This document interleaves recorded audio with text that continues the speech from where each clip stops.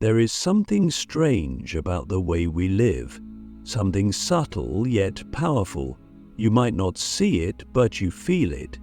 It's that tightening in your chest when the future seems uncertain, that racing thought that interrupts your sleep, that loop of what-ifs that never seems to end. And here's the question I want to ask you right now. What if most of our suffering isn't caused by what actually happens, but by what we fear might happen? Michel de Montaigne, the 16th century French philosopher, lived through plagues, civil war, the death of close friends, and the terror of political collapse. And yet, he believed that the most terrifying things in life weren't the events themselves, they were the stories we told ourselves about those events. He once wrote, "My life has been full of terrible misfortunes, most of which never happened." Let that quote settle in your mind for a moment. Think about how many hours, how many years you and I have spent worrying about things that never actually came to be. We plan, we predict, we panic, and yet the future slips through our fingers like smoke. Why do we do this?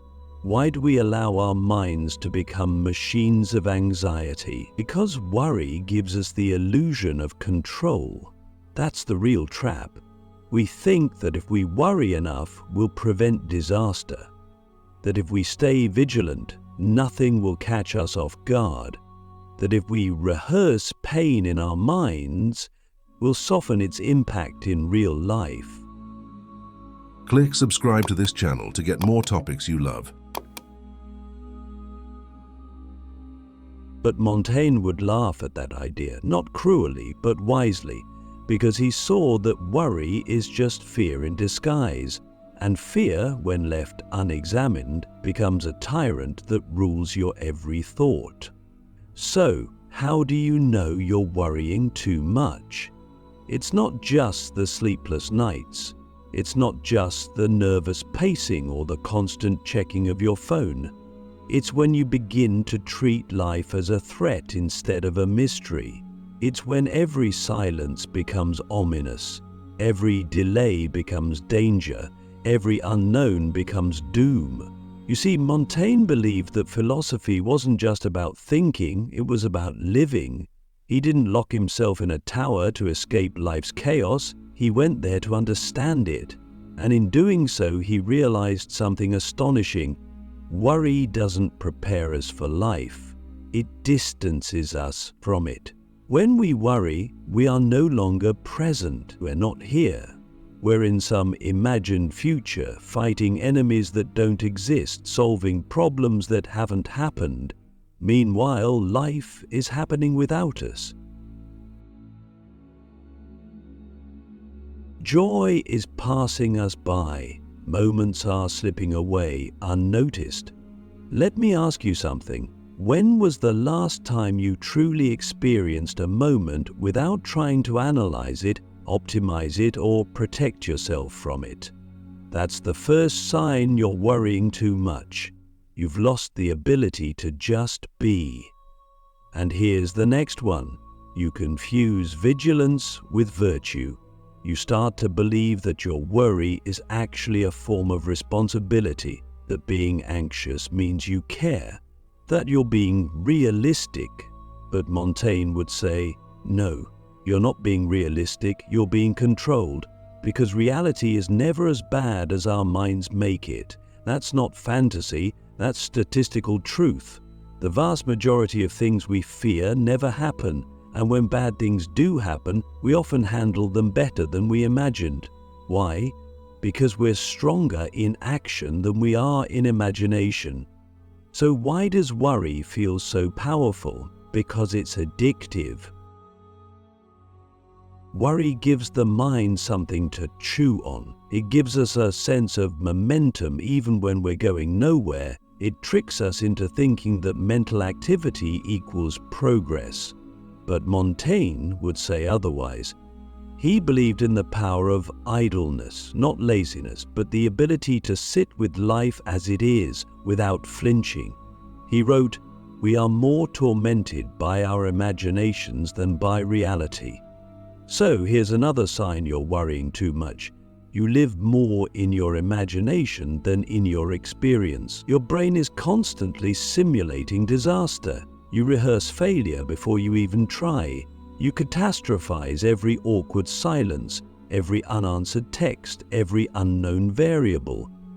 You're not living, you're scripting a tragedy that has no audience but you. And yet, you keep doing it. Why? Because we think worry protects us. But Montaigne would challenge that directly. He'd ask, protect you from what? Pain, failure, uncertainty? None of those things can be avoided, not by worrying, not by planning, not even by perfection. In fact, Montaigne would argue that worry may increase our pain because it makes us suffer twice, first in imagination, then in reality. So what's the alternative? Should we just stop caring? Not at all. Montaigne's philosophy is not indifference, it's acceptance, and that's very different. Worry is resistance, acceptance is flow. Worry tries to control the future. Acceptance allows us to meet the future as it comes. Worry says, I must prepare for everything. Acceptance says, I will respond to whatever comes. And that brings us to another sign. You've forgotten how to trust yourself. Trust that you'll be able to adapt.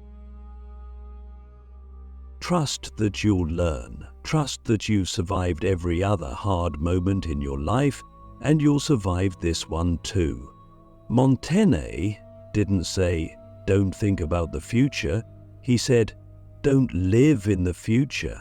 Because when you live in the future, you become a stranger to the present. You become a ghost in your own life. Let me ask you something personal. What have you missed because you were too busy worrying? A sunset? A conversation? A chance to laugh? A connection? Worry doesn't just steal peace, it steals presence. And Montaigne believed that presence was the highest form of wisdom, the ability to be here, now, even when things are uncertain, especially when they are. So what do? We start by noticing. You can't stop worrying by force, but you can see it.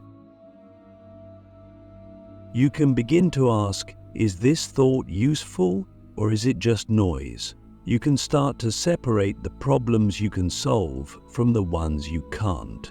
Montaigne believed that most of our internal torment came from trying to solve problems that were not ours to solve, like death, like fate, like what other people think of us. He said, a man who fears suffering is already suffering from what he fears. So maybe the antidote to worry isn't more preparation, maybe it's more trust. Trust in your capacity, trust in life's unpredictability, trust that even in the worst case scenarios you will find a way, because you always have, haven't you? Let me leave you with this thought. What if peace doesn't come from solving all your problems, but from realizing that most of them were illusions to begin with? That's not a motivational poster, that's ancient wisdom, that's Montaigne.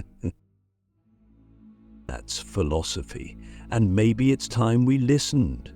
Why does the mind cling to fear even in moments of peace?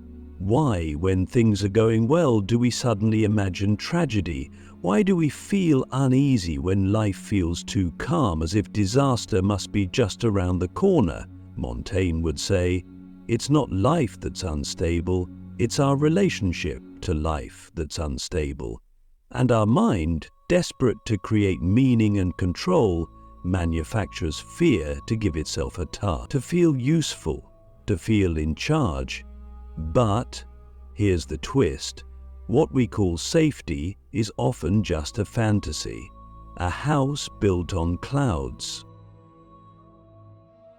and worry is the scaffolding we build around this illusion, hoping it will hold. We think, if I stay alert, nothing will surprise me. If I prepare for the worst, I'll never be devastated. If I expect disappointment, I won't be hurt. But Montaigne would ask, is that living, or is that just surviving? He believed that we fear not because life is dangerous, but because our minds are uncomfortable with vulnerability. And so we armor ourselves with worry. We wear it like a shield. But here's the problem. Worry doesn't protect you from pain. It just delays your joy.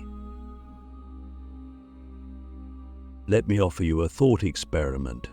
Imagine you're standing at the edge of a cliff, looking out at the ocean. The wind is calm, the waves are gentle, and yet you begin to imagine falling, slipping, dying, and suddenly your body tenses. Your joy disappears, not because anything has happened, but because your mind created the fear. That's what we do every day. We stand at the cliff of the present moment, and then we leap into imagined futures, and then we suffer for it. Montaigne saw this clearly. He understood that the mind is not always your friend, that the same intelligence that builds civilization also builds prisons of anxiety. And here's the irony. The more intelligent we are, the more complex our fears become. We overthink. We anticipate, we dissect every possible outcome, and we call this wisdom. But sometimes it's just clever suffering. So how do we break free? We start by realizing that safety is not a condition, it's a perception. There is no absolute safety in life. Not in relationships, not in health, not in success. Everything is temporary, everything is uncertain. And Montaigne would say, that's not a reason to despair. That's a reason to live fully.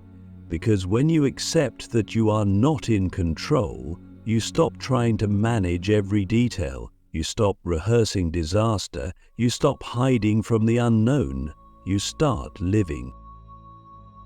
Let me ask you a difficult question. How much of your life is dictated by fear disguised as planning? Think of how many times you said no to something new, not because it was wrong, but because it was unpredictable. Think of the moments you held back, stayed quiet, stayed small, not because you lacked desire, but because you feared the unknown. And now ask, what would your life look like if you were no longer ruled by imagined threats? That's not a reckless question, it's a philosophical one. Montaigne believed that courage didn't mean denying fear, it meant acting despite it. It meant understanding that fear is often just a projection, not a prophecy. And here's where it gets wild. Worry, in many cases, is actually a form of self-sabotage, because if we worry enough, we don't have to act. If we fear rejection, we don't have to take the risk. If we imagine failure, we don't have to try. Worry becomes a reason to stay in the comfort zone, where nothing grows. But Montaigne would say the comfort zone is not comfort, it's stagnation disguised as safety. And that brings us to another sign you're worrying too much. You've stopped growing. You're not taking new steps. You're not facing new challenges. You're stuck in a loop of mental rehearsal, preparing for a life you're too afraid to live. And what's worse, you've convinced yourself that this is wisdom. But Montaigne would challenge you gently but firmly, is your caution making your life better or just smaller? Because there's a cost to worrying too much, and that cost isn't just stress, it's an opportunity loss, it's emotional paralysis, it's the dull ache of a life unlived. Let me tell you a story. Montaigne was once thrown from a horse. He almost died, And in the moments between life and death, something profound happened. He felt peace. He wasn't panicking, he wasn't afraid, he was present. And when he recovered, he wrote about it not with horror, but with insight. He realized that death was not as terrifying as we imagine, that the body knew how to let go, that the mind in surrender could find serenity. Now think about that. The moment he almost died, he felt more peace than in all the hours he'd spent worrying about death. That's the paradox. Fear is loud. Reality is often quiet. So here's another sign you're worrying too much. You fear things more before they happen than when they happen. You fear heartbreak more than heartbreak itself. You fear failure more than the actual moment of failing. You fear change more than the actual process of adapting. And yet, time and time again, you survive, you grow, you rise. So why do we keep returning to fear? Because it's familiar, because it feels responsible, because it gives us something to do. But Montaigne reminds us not all activity is progress. Not all thinking is wisdom. Sometimes the most intelligent thing you can do is let go. Let go of the need to control every outcome. Let go of the belief that suffering now will prevent suffering later. Let go of the idea that worrying makes you good or prepared. And instead, choose trust, not blind trust, but earned trust. Trust in yourself, trust in life, trust in your ability to meet the future with resilience, not rehearsal. Let me leave you with this reflection. What if the mind creates fear, not because life is dangerous, but because living fully requires vulnerability? And what if vulnerability is not weakness, but the doorway to joy, growth, and meaning? Montaigne would tell us, stop trying to be invincible, start trying to be alive. Because worry may protect your heart from breaking, but it will also stop it from opening, and that is the ultimate cost of fear. So now we reach the final leg of this journey, not where we escape worry entirely, but where we learn to live above it. Not through denial, not through brute force, but through understanding, through philosophy. Through a kind of trust that Montaigne quietly mastered, a trust not in the future, but in ourselves. Let's begin with a paradox. The more you try to eliminate worry by controlling life, the more life resists. But the moment you stop clinging to control, peace begins to rise, not because life becomes easier, but because you change your posture toward it. Montaigne knew this intimately. He wasn't a monk locked away from society. He was a man who lived in the world, with family, politics, illness, and chaos. And yet in the middle of it all, he wrote some of the most peaceful, grounded reflections on what it means to be human. He didn't find peace in avoiding life, he found it in accepting it. So the first step to stop worrying is this: stop trying to predict your way into safety. You can't outsmart uncertainty. You can't plan your way into perfect outcomes. Montaigne would say, expect life to surprise you, and prepare your mind, not your schedule.